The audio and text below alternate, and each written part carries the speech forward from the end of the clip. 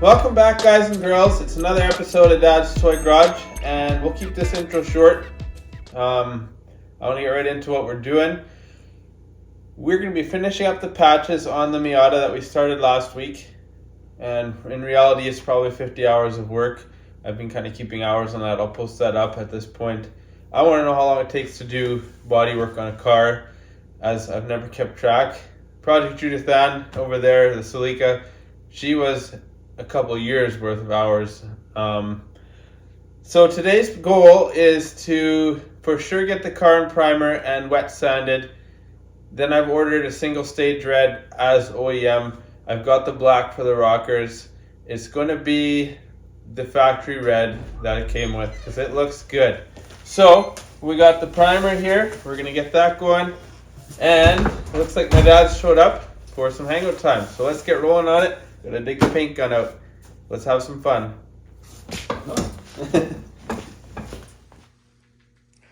So you can see where I've all done the body work on the car.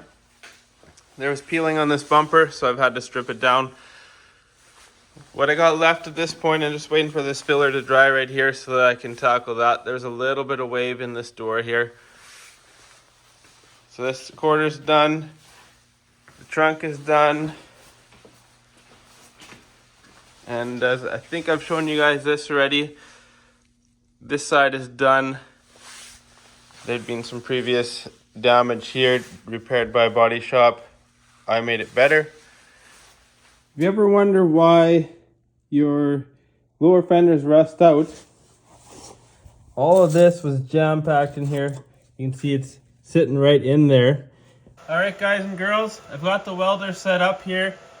I've shown you the patches last week. If you want to see those in more close detail beforehand, go check out the video. We'll link it up.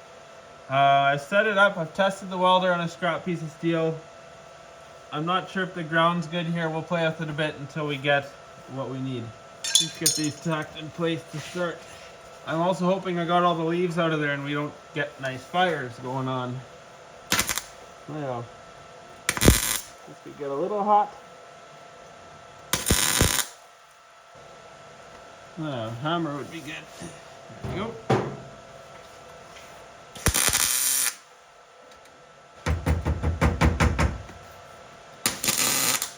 That's tacked in place. I'll get the next one in here, and yeah, is what it is. I think we're gonna weld this whole thing first. And typically, like I showed you in the Celica videos, I've been blowing these cool. That really prevents warp. I've also noticed keeping these clean will help, so I'm going to keep a piece of Scotch-Brite on hand. It'll weld better. It's all stuff I've kind of just self-taught welding, so yeah. I've had some comments in the past on my welding. Keep in mind, thin steel, Japanese car, actually any 18-gauge steel car, like muscle cars and stuff too, if you're welding something in place, you're not going bzzz, making a solid weld. You know, you're gonna tack weld this in place. So I've done the tacks, I'm blowing it cool, and now I'm cleaning it with Scotch-Brite. So that's what I got. Just keeps that weld surface, it lays in there nice and flush. And so now I've got tacks on the perimeter. I am going to tack in between those tacks. I have the hammer to tap it down if it lifts, but I think we're good and tight at this point. So we'll do a little bit and then you'll get to see when it's done.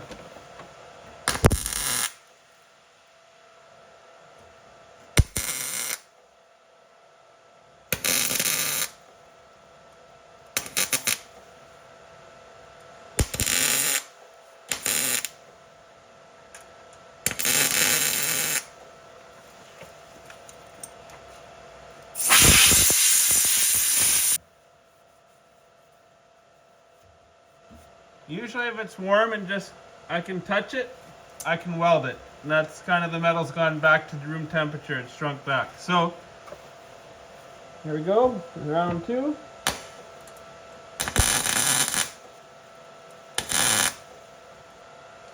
So you can hear it's kind of sputtering a bit. That's what I was talking about in the last video. I haven't had good luck with the weld through coating. Not that it doesn't do its purpose, more so you you can't have the contamination there. I've done my best by masking off and spraying only the hidden overlap areas, but sometimes it seeps out when it heats up. And I guess that's where this is helping with that too. But you know, that's the way this has got to be done. So it'll prevent it from rusting.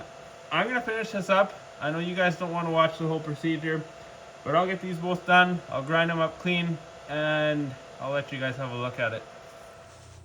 And there is the patches welded in place. So I'm going to do a skim of body filler over them and we will be ready. That's the last thing left on this car. Well, it's midnight and I'm hungry and I thought I'd be a little farther on this project. It's Saturday evening now. So this is where it's at, round 2 of filler, just to get the final shape in there. It's coming along really nice. But we gotta have our Tim Hortons first. If you're Canadian, you'll definitely understand what that's about. But yeah, we'll snack it up, then we'll at least get the body work done today. I was hoping to get it primed tomorrow evening, Sunday night. So we'll see if that happens or if I'm just gonna get it masked up and have the shop prepped for priming. And the rust repair and body work is done. It's ready for primer. I had to put a bit of time into getting this edge to take the right shape because it's got a couple curves going on. And when it hits this point here, it curves back in. We had to make that all work.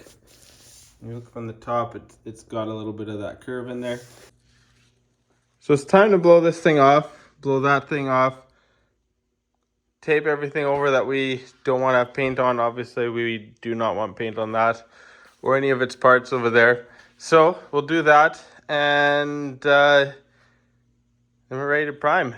Got to put this car on jack stands because I don't like doing rocker panels so close to the floor. There's really challenging to get the gun in there properly without getting runs. So let's get that done. And that's what the leaf blower is for. All right, everything that's important is masked up.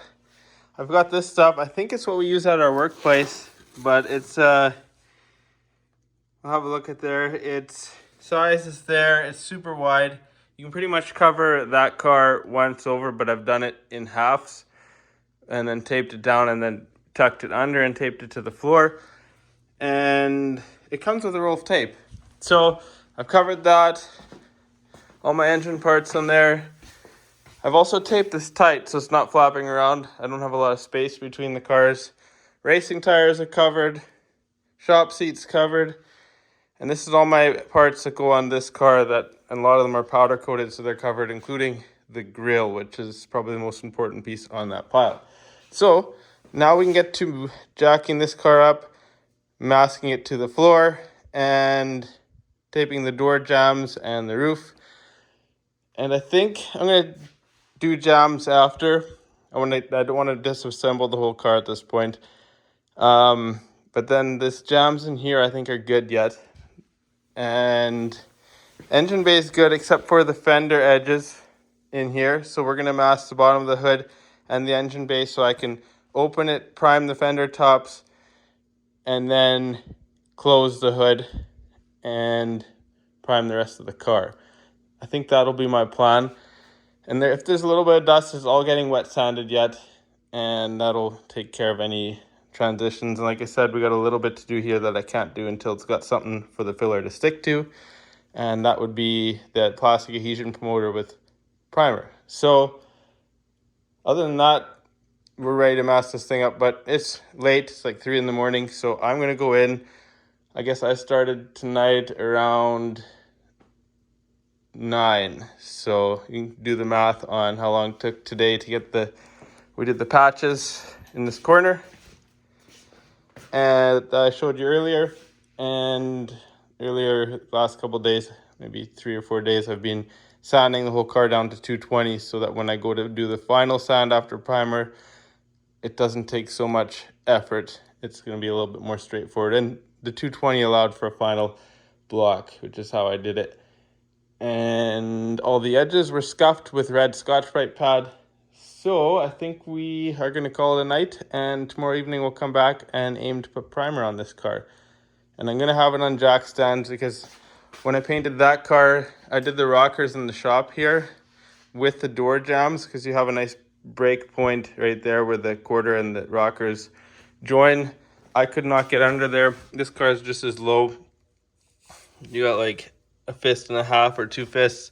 You can't aim the gun up there, but it's on stands. It will be great, and I'll still be able to paint at this much higher level. It'll work well.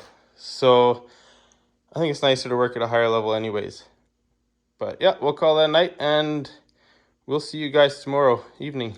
I should also add, there'll be people wondering, why don't you just take the Celica outside? There's a couple factors that aren't going to allow for this. First of all, it's winter. There's a snowdrift out there, so I can't take it out without snow blowing, and that takes a while. The other thing is the tires on the car. I think they can't go below -7 degrees Celsius, and it's winter. It is colder than that, and it's supposed to snow tomorrow evening a lot, like 80% chance of snow. So I don't want to have that car sitting out under a snowbank trying to get it back in the shop later. It sits about as low as the Miata. So that is the reason. So we'll just mask it up and it'll stay perfectly clean. Fingers crossed. Well guys, I've decided to go wide body on this thing. And a nice brake cooling in there.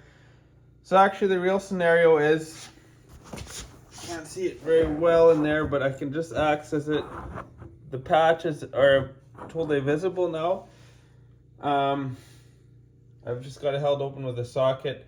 Where this all started was, I forgot to put a bolt in here when I had the fenders off to do some work in there. You've seen that in much earlier videos.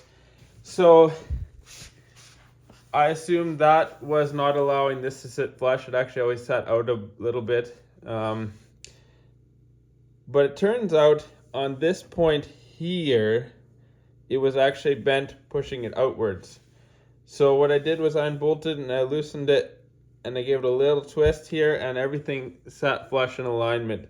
But I realized when it's apart, now I can actually rust proof this. So I've got, same thing I've used in the blue Celica, is internal frame coating from Eastwood, and it's got zinc in there and rust converter. So it kills the rust and then it zinc coats it. So I did this side. Now I'm going to put in some seam sealer on those spots. Then after we're going to put cavity wax. So that will be as protected as I can get, because this was full of leaves. I got to show you guys something else here. This was jam-packed in this side. So I've done the same thing in here. We're going to spray the cavity wax inside there as well. But this all came out of there. And it's not mice nests, it's just the leaves settle in there over the years.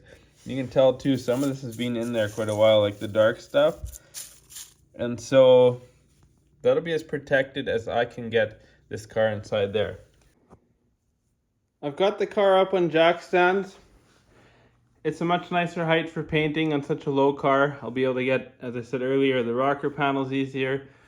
And I can still reach the hood no problem as I walk beside it. It just feels like my lifted Miata. So the next goal is to clean everywhere there's going to be tape, and I'm going to start taping.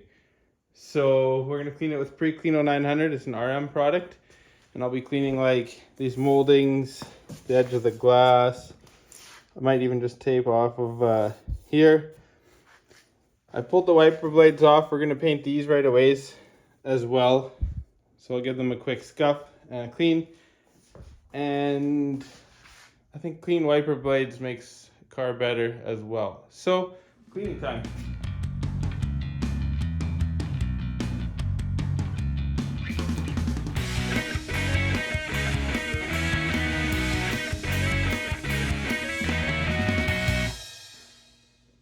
All right, masking is done. And I've masked the bottom of the hood. I'll have to have the prop rod out. If you look at it, it needs to be repainted black anyways. So tops of the fenders are prepped. I'm going to spray primer and primer on there. Close this hood up. Roof's done and doors are masked inside. Same with the trunk. So here's the scenario, guys. I've got it on the jack stands, and I do like this setup. I think it'll be great because I can tuck the stuff under the tires. I can reach the rockers. I've actually taped it down under and tucked the stuff way into there. So I think that'll work really well. The next step is we're not going to show it on camera because it's not exciting to watch, but I'm going to clean it with Pre-Cleano 900. It's an RM product. We'll wipe it all down, and then I'll tack it off, and we'll go to adhesion promoter on the bumpers in these areas here. This is a brand new part that I was running on the car. We're going to paint that up as well, so it gets adhesion promoter. I've scuffed it with a gray Scotch-Brite, and the back bumper will have some stuff, maybe on the mirrors here. I'm not sure. I think this is the plastic underneath or the white base. I'll have to have a close look at them, see if there's a color change. They'll need it so the paint sticks. You know what, I'll just hit it lightly with that. That's how the stuff goes on anyways. So yeah, I'll get to cleaning, and then next thing you'll see is probably time-lapse spraying epoxy. And I think I'm going to try a Ziploc bag to keep the camera safe because we really don't want to get it dirty. It's too expensive for that. So here we go. All right, car is clean. It is chemically clean, plastic and painted metal surfaces alike. So I'm going to get the tack rag prepped here. I always roll them up in a ball and then fluff them up so they're ready to go. And we'll give her a tack.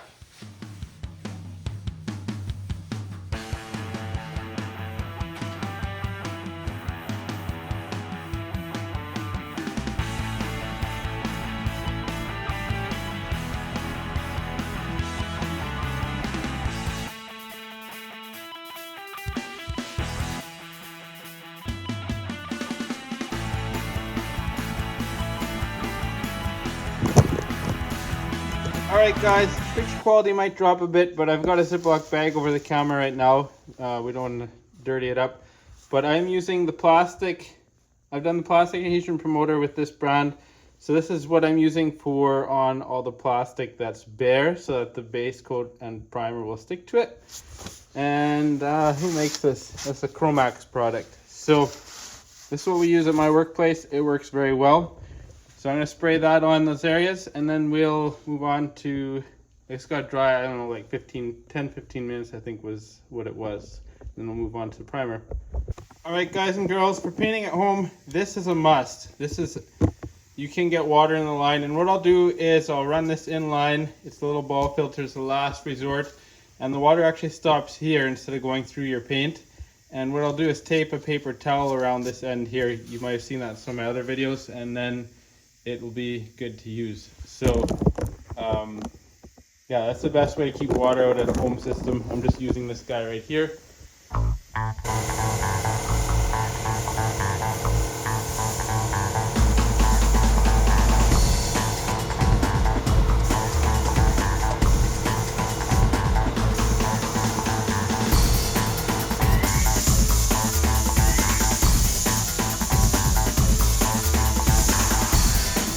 Alright guys and girls, it's go time. Let's get her primed.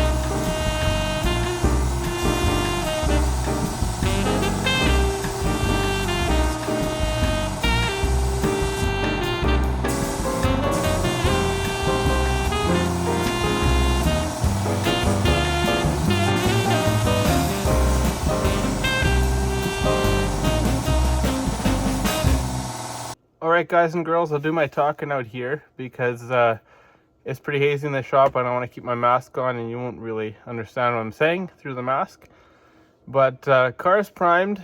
There's a couple pinholes that showed up in the body filler, but it's not as bad as the U-pull stuff I was using, but not as good as there's stuff we have at work, but that stuff's like 4 times the price. So I guess you pay for what you get. But let's go take a look at the car and take a look at how straight some of the bodywork is. And the front bumper, I knew I had more to do, but I had to get something for the filler to stick to. So yeah, let's go check that out.